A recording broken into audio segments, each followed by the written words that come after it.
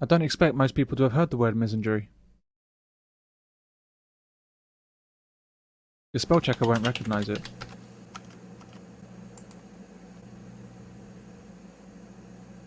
The word misogyny, on the other hand, is very well known. Misandry does exist, however, and is there to be seen in media output, in the workplace, in education, in fact, in most areas of life in the Western world. Misandry tells us that men do very bad things, and they do them all the time.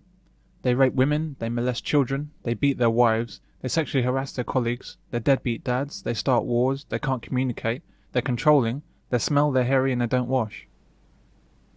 So who are these men that the media keeps informing me about? I heard they kidnap little children and drink their blood from little plastic cups that they make themselves from detergent bottles. Real live men are nothing like the depiction routinely broadcast on our televisions day after day. I mean, let's be clear here, when I'm at the cash point, I'm looking over my shoulder for men, not women. But the fact remains that the bad that men do pales in comparison with the greatness of men. When you look at the role of men at all levels of society, from leaders to street cleaners, men are fantastic examples of humanity.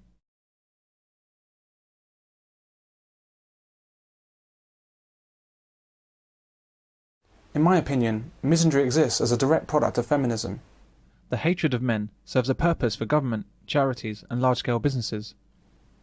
The endless prevalence of anti-male propaganda serves a dual purpose. It's done primarily to turn women against men. But it's also about turning men against themselves and getting men to think the worst of themselves. It's about creating guilt. Feminism is responsible for poisoning our view of men to the extent that men have become what can only be described as a disposable sex. The attack on men is carried out at many levels of society and across many different issues. Specifically, men are targeted in the realms of domestic violence, child abuse, fatherlessness, equality, health, and education. The Stephen Lawrence inquiry described institutional racism in the police force. However, no inquiry has ever been undertaken into the institutional misandry throughout our society. If such a study was ever to be undertaken, the extent, the depth, and the ferocity of male hatred in our institutions would become clear.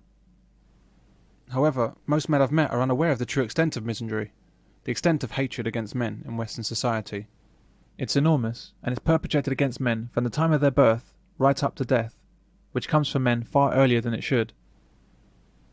Misandry is such a normal and ordinary part of life that it's very difficult to actually know it's happening, until you try asking yourself a few questions.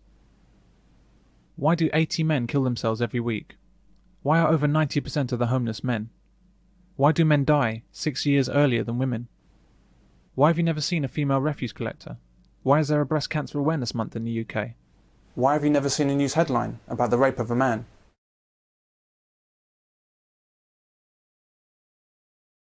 Could men become illegal? Misandry is way too big to appreciate until we take a step back. The first thing to understand is that in our society, men don't actually exist. Men simply do not exist as a group, except where they do something bad. A man from Armagh has been given a life sentence. A man's been found guilty at the Old Bailey. The man charged with the brutal murder A man's been charged with murdering. The same man could be responsible for 2 double murders. 5 to 6 men would rape us for hours. All the suspects are male.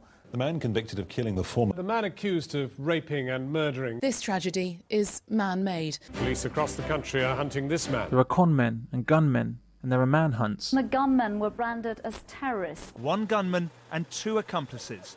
But when men do good things or brave things, as they overwhelmingly do day in, day out, or when men are the victims of tragedies, then suddenly the word men disappears into some kind of unmentionable abyss.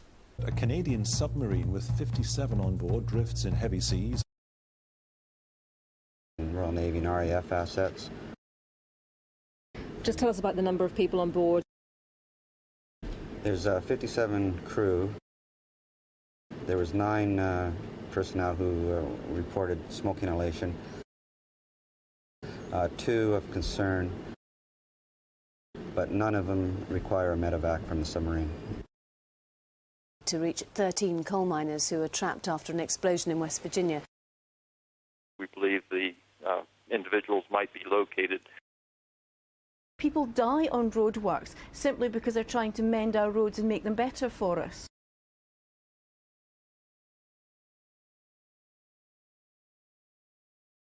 people were desperate to feed themselves and their families. The workforce were ruthlessly exploited. 112 of them died.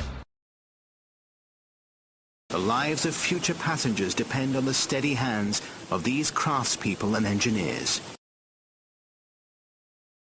2 firefighters have died after a blaze in East London. The pair were on the top floor of the building.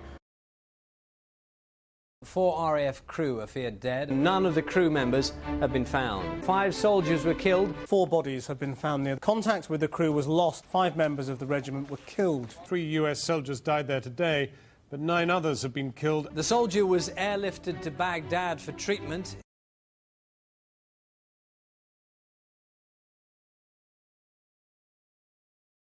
When Iraqi fighting men are killed, they're insurgents. They say they've killed hundreds of the insurgents in fighting like this. When they kidnap a woman, they're men. Mrs. Hassan was kidnapped by armed men who stopped her car. The deaths of men are deliberately suppressed behind their job titles and gender-neutral labels.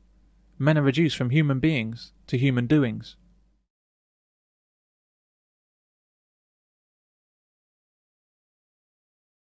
Women, however, certainly do exist, especially when something bad happens. Indeed, tragedies are somehow more tragic when women are affected. 3 students and a female officer among the dead. Many of those who died were passers-by, including 7 women. Hundreds of thousands, mostly women and children, are living in camps with little food and clean water. Hospital officials said women and children are among the dead. BBC has evidence of police attacking women and children. An entire trench was filled with women and children. Mostly women and children. At the roadside we saw women and children. They're being forced to flee. While the women are forced to flee, the men are forced to die. But we hear nothing about that. It's just as accurate to lump men and children together. Why are the deaths of men rubbed out of the public's consciousness?